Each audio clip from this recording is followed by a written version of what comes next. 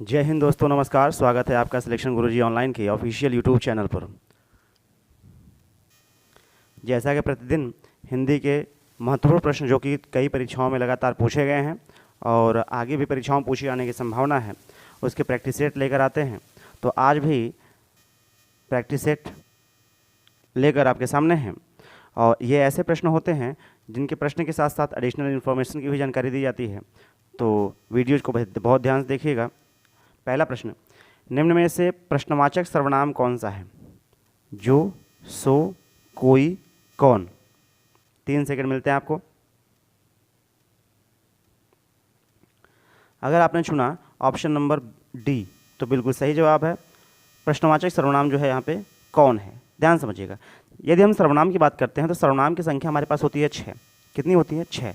पहला कौन सा है? पहला है पुरुषवाचक सर्वनाम, दूसरा निश्चयवाचक सर्वनाम, तीसरा अनिश्चयवाचक सर्वनाम, प्रश्नवाचक सर्वनाम, निजवाचक सर्वनाम, संबंधवाचक सर्वनाम। ये सर्वनाम के 6 पार्ट होते हैं और इन 6 पार्ट में कह रहे हैं प्रश्नवाचक सर्वनाम कौन सा है, तो आपने कहा कौन इसमें प्रश्नवाचक सर्वनाम है। नेक्स्ट क्वेश्चन देखते हैं। निम्न में से कौन सा संख्यावाचक विशेषण है? खुश, कैसा, गरीब, सफ़ेद। 3 सेकंड। यदि आपने चुना ऑप्शन नंबर ए कुछ तो बिल्कुल सही जवाब है। ऑप्शन नंबर ए कुछ सही होगा। विशेषण की बात करते हैं तो विशेषण वो होते हैं जो संज्ञा या सर्वनाम की विशेषता बतलाते हैं, वो विशेषण कहलाते हैं। और विशेषण की संख्या होती है 4। 4 विशेषण होते हैं, उसमें से एक विशेषण होता है संख्यावाची विशेषण। और संख्यावाची विशेषण में 2 विशेषण होते हैं, एक निश्चय संख्यावाची, एक अनिश्चय संख्यावाची। तो निश्चय संख्यावाची का मतलब, यदि आपने बोल दिया कि 4 आदमी जा रहे हैं तो आपने कहा ये निश्चित संख्या बता दिया आपने। और यदि यहीं पे आप कह देते हैं कि कुछ आदमी जा रहे हैं तो भाई गिनती तो की ही जा सकती है, लेकिन वो अनिश्चित है, तो अनिश्चित संख्यावाची विशेषण के अंतर्गत आता है। पूछे हमसे संख्यावाची विशेषण कौन सा है, तो यहाँ पे कुछ जो है ये कौन सा हो जाएगा? संख्यावाची विशेषण हो जाएगा। गरीब संज्ञा हो जाएगा, सफ़ेद संज्ञा हो जाएगा, कैसा जो है ये सर्वनाम हो जाएगा आपका, ठीक है, या प्रश्नवाचक शब्द हो जाएगा। अगला प्रश्न, निम्न में से कौन हवा का पर्यायवाची नहीं है? वायु, समीर, पवन, सलील। 3 सेकंड। यदि आपने चुना ऑप्शन नंबर डी तो बिल्कुल सही जवाब है। ऑप्शन नंबर डी जो है वो पानी का पर्यायवाची यानी जल का पर्यायवाची है, सलील। ठीक है, वायु, समीर, पवन, अनल ये सारे के सारे हवा के पर्यायवाची हैं। अनल जैसे दिमाग पे आया, जुबान पे आया मेरे, तो अनिल का मतलब क्या होता है? अनिल का मतलब होता है हवा। और एक इसी से मिलता जुलता शब्द होता है अनल। इस अनल का मतलब होता है आग। बहुत बार समश्रुत भिन्नात्मक शब्दों में पूछा गया है अनिल और अनल का मतलब। तो अनिल का मतलब होता है वायु यानी समीर यानी वात यानी पवन। तो इसके बाद और जो अनल है इसका तात्पर्य होता है आग यानी अग्नि। ठीक है, अगर वीडियो पसंद आ रहा हो तो लाइक करते जाइएगा। अगला प्रश्न, निम्न में से कौन सा शब्द शुद्ध है? ज्योत्सना, पुण्य, उन्नति, क्षमा।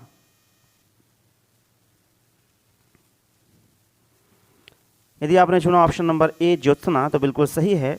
और ज्योत्सना जो है कि शुद्ध है। यहाँ पे जो पुण्य है, इस पुण्य को इस तरह लिखा जाता है, क्षमा में 6 क्षत्रिय वाला 6 रहता है और उन्नति में छोटी ई की मात्रा होती है, तो ये उन्नति सही होगा। ठीक है, अगला प्रश्न, निम्न में से कौन सा शब्द शुद्ध है? शायद क्वेश्चन रिपीट कर गया। अगला प्रश्न, पुष्प कौन सा शब्द अशुद्ध है? पुष्प, पूज्य, परिस्थिति, प्रशंसा। कौन सा अशुद्ध है? 3 सेकंड। अगर आपने चुना ऑप्शन नंबर बी तो बिल्कुल सही जवाब है। पूज्य जो है ये अशुद्ध है। पूज्य को इस प्रकार लिखा जाता है, बड़ी ऊ की मात्रा होती है पूज्य। ठीक है, पुष्प मतलब फूल होता है, जानते हैं आप। परिस्थिति का मतलब होता है स्थिति परिस्थिति। प्रशंसा का मतलब किसी की तारीफ करते हैं तो दैट इज कॉल्ड प्रशंसा। अगला प्रश्न, निम्न में से कौन सा शब्द स्त्रीलिंग है? प्रभाव, भाषा, निर्माण, विवाह। अगर आपने चुना ऑप्शन नंबर बी भाषा तो बिल्कुल सही जवाब है। भाषा स्त्रीलिंग है। देखिए, पुल्लिंग और स्त्रीलिंग को ज्ञात करने का सबसे आसान तरीका यह है कि आप उसको शब्दों में प्रयोग कर लें। शब्दों में प्रयोग करें, वाक्यों में प्रयोग कर लें, और वाक्यों में जब प्रयोग करेंगे तो आपको खुद ब खुद निकल के आ जाएगा कि भाई उसके साथ जो वचन है वो क्रिया है, वो अगर जो है कि अगर पुल्लिंग का यूज कर रहे हैं तो पुल्लिंग होगा, और अगर स्त्रीलिंग का यूज कर रहे हैं तो स्त्रीलिंग होगा। जैसे प्रभाव, आप कहते हैं किसी का प्रभाव, कि किसी की प्रभाव कहते हैं, किसी का प्रभाव, तो ये पुल्लिंग। घर का निर्माण कराते हैं, घर की निर्माण नहीं, घर का निर्माण हो रहा है, तो आपने कहा ये भी पुल्लिंग।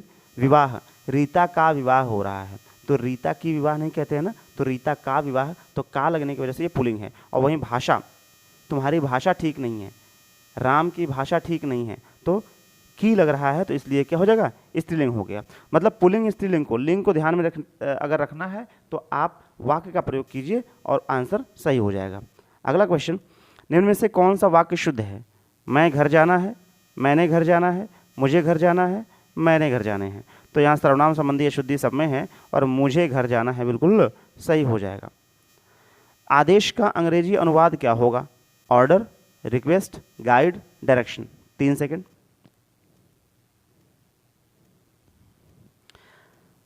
आदेश को अंग्रेजी में बोलते हैं ऑर्डर, ये तो ऑप्शन नंबर ए सही हो गया। अब जो रिक्वेस्ट है, रिक्वेस्ट को हिंदी में क्या बोलते हैं भाई? निवेदन या अनुरोध, है ना, निवेदन या अनुरोध बोलते हैं। डायरेक्शन को क्या बोलते हैं? संचालन बोलते हैं या निर्देशन बोलते हैं। ठीक है, इसके बाद जो गाइड है इसको दिग्दर्शक बोलते हैं, दिग्दर्शक या मार्गदर्शक। ठीक है, ये होते हैं दिग्दर्शक। अगला प्रश्न, टीचिंग का हिंदी अनुवाद क्या होगा? अध्ययन, अध्यापन, निरीक्षण, शिक्षण। यदि आपने चुना ऑप्शन नंबर बी अध्यापन, तो बिल्कुल सही जवाब है। टीचर का मतलब क्या होता है? अध्यापक, और टीचिंग कह दिया तो अध्यापन हो जाएगा, बिल्कुल सही। अध्ययन को अंग्रेजी में क्या बोलते हैं भाई? अध्ययन को अंग्रेजी में बोलते हैं स्टडी। ठीक है, और निरीक्षण को क्या बोलते हैं? निरीक्षण को बोलते हैं इंस्पेक्शन, INSPECTION, इंस्पेक्शन बोलते हैं। और शिक्षण को एजुकेशन बोलते हैं। क्या बोलते हैं? एजुकेशन बोलते हैं शिक्षण को। ठीक है, चलिए, या तो पेडागॉजिस बोलते हैं इसको, पेडागॉजिस। ठीक है, अगला प्रश्न, हिंदी को निम्न में से किसमें वर्गीकृत नहीं किया जाता? पहाड़ी, दक्षिणी, पश्चिमी, पूर्वी। यदि आपने चुना ऑप्शन नंबर बी तो बिल्कुल सही है। दक्षिणी हिंदी कोई हिंदी नहीं होती है, इसलिए ऑप्शन नंबर बी सही हो जाएगा। पहाड़ी हिंदी होती है, पश्चिमी हिंदी होती है, पूर्वी हिंदी होती है, बिहारी हिंदी होती है। ठीक है, ये दक्षिणी हिंदी नहीं होती है। ठीक है, शॉर्ट्स यानी ब्रंश के पार्ट हैं ये। अगला प्रश्न, अर्थशास्त्र की पत्र के संबंध में कौन सा कथन गलत है? इसका स्वरूप व्यक्तिगत पत्र के समान होता है, यह पत्र अन्य पुरुष में लिखा जाता है, औपचारिक शब्दों से आरंभ करने की आवश्यकता नहीं होती, प्रायः समान स्तर के अधिकारी के साथ ऐसा पत्र व्यवहार होता है। 3 सेकंड आपके पास। यदि आपने चुना ऑप्शन नंबर बी तो बिल्कुल सही जवाब है। ये कथन बिल्कुल गलत है कि अन्य पुरुष में लिखा आता है, बिल्कुल अन्य पुरुष में नहीं लिखा आता है। देखिए, जो किसी सरकारी अधिकारी, अगर कोई सरकारी अधिकारी है, वो किसी अन्य सरकारी अधिकारी या कर्मचारी को अगर पत्र जो है कि भेजता है, तो फिर उसमें वो जो पत्र होता है वो अर्ध सरकारी पत्र कहा जाता है इसको। ठीक है, और ये उत्तम पुरुष में लिखा जाता है और मित्रतापूर्ण भाषा में लिखी जाती है। ठीक है, तो ये जो है इसमें अभिवादन और संबोधन का जो महत्व होता है बहुत ज़्यादा होता है, तो इसलिए ये गलत है और बाकी सबके सब सही हो जाएंगे। अगला प्रश्न, निम्न में से कौन सा वर्ण घोष है? क, ख, च, ग। यदि आपने चुना ऑप्शन नंबर डी तो बिल्कुल सही जवाब है। जो ग है वो घोष वर्ण है। अब ये घोष और अघोष और सघोष क्या होता है? घोष यानी इसको हम सघोष भी बोलते हैं, सघोष। ठीक है, तो ये जो है कि अब ये सघोष क्या होता है? सघोष जो होता है ऐसे वर्ण जिनके उच्चारण में जो है कि हमारे जो स्वर तंत्रियाँ हैं वो झनकृत होती हैं, झनकार लेती हैं, तो वे घोष वर्ण यानी सघोष वर्ण कहलाते हैं। और सघोष वर्ण होते कौन है? किसी भी वर्ग के तीसरा, चौथा या पांचवा वर्ण। तीसरा, चौथा, पांचवा मतलब जैसे क वर्ग देखें तो ग, घ, अंग, च वर्ग देखें तो ज, झ, ञ। ठीक है, तो किसी भी वर्ग के तीसरा, चौथा और पांचवा वर्ण हो जाता है, या तो फिर सभी स्वर, जितने भी स्वर हैं वो सारे के सारे क्या होते हैं? सघोष होते हैं, या तो फिर सभी के सभी जो है कि य, र, ल, व, ह, ये सारे सारे क्या हो जाते हैं? सघोष हो जाते हैं। और अघोष की बात करते हैं तो किसी भी वर्ग का पहला और दूसरा वर्ण जो होता है क्या होता है? ये अघोष होता है। अगला प्रश्न, संहार का सही संधि विच्छेद क्या होता है? संधनहार, सणधनहार, समधनहार, समधनहार। अगर आपने चुना ऑप्शन नंबर डी तो बिल्कुल सही जवाब है समधनहार। म के बाद जब व्यंजन आता है तो वो म जो है अनुस्वार में परिवर्तित हो जाता है। ये व्यंजन संधि का नियम कहता है। अब संधि की बात करते हैं तो संधि होते हैं 3 प्रकार के, स्वर संधि, व्यंजन संधि, विसर्ग संधि। तो जब व्यंजन से किसी व्यंजन का मिलाप हो या व्यंजन से किसी स्वर का मिलाप हो तो वहाँ व्यंजन संधि होता है। और ये सेम प्रश्न जो मैंने आपको डेफिनेशन बताया, ये वीडियो के 26 तारीख की परीक्षा में पूछा गया था। आगे बढ़ते हैं। निम्न में से कौन सा शब्द तत्सम है? चक्र, चांद, छेद, छत। अगर आपने चुना ऑप्शन नंबर ए चक्र तो बिल्कुल सही जवाब है। देखिए, तत्सम का ट्रिक होता है, पकड़ने का सबसे ज़्यादा समयों पे पकड़ने का तरीका ये होता है कि जब कभी भी, जैसे मान लीजिए क लिखा है, जब कभी भी इसमें नीचे वाला र आ जाए तीर वाला तो तत्सम होगा, ऊपर वाला र आ जाए उड़नतुआ र आ जाए तो तत्सम होगा, अगर जो है ऋषि वाला र आ जाए तो भी क्या हो जाएगा? तत्सम हो जाएगा।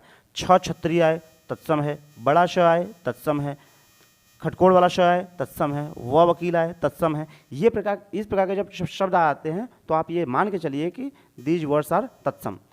अब चक्र है तो चक्र जो है इसमें देखिए नीचे वाला र लगा हुआ है तो आपने कहा ये तत्सम हो गया। चांद है, चांद का क्या होगा भाई? चंद्रमा, चांद का तत्सम हो जाएगा चंद्रमा।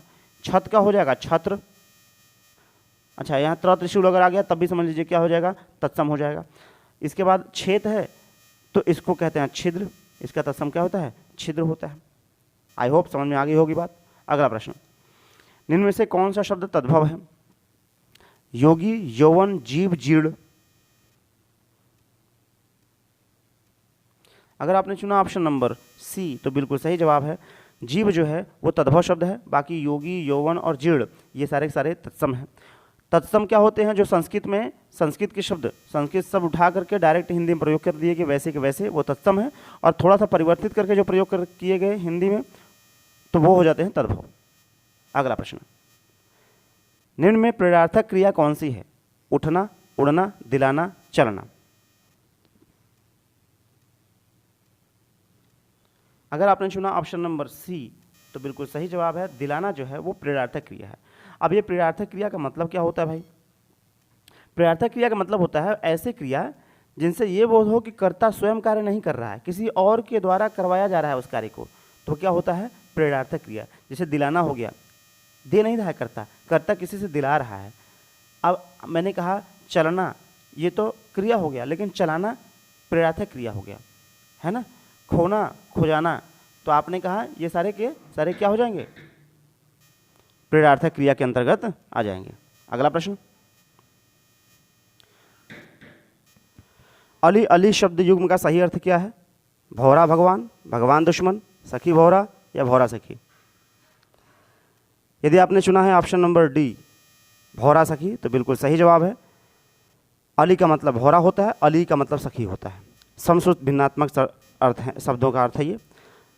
अब ये अंतिम प्रश्न है, इसका होमवर्क के रूप में आपको उत्तर देना है, उत्तर दीजिएगा। इस प्रश्न का उत्तर हमें कमेंट बॉक्स में दीजिएगा। बाकी के लिए वीडियो अगर लास्ट तक देखा है तो बहुत बहुत धन्यवाद। अगर पसंद आया हो तो लाइक कीजिएगा, दोस्तों के साथ शेयर कीजिएगा, और चैनल पर नए हैं तो सब्सक्राइब कीजिएगा। तब तक के लिए जय हिंद, जय भारत।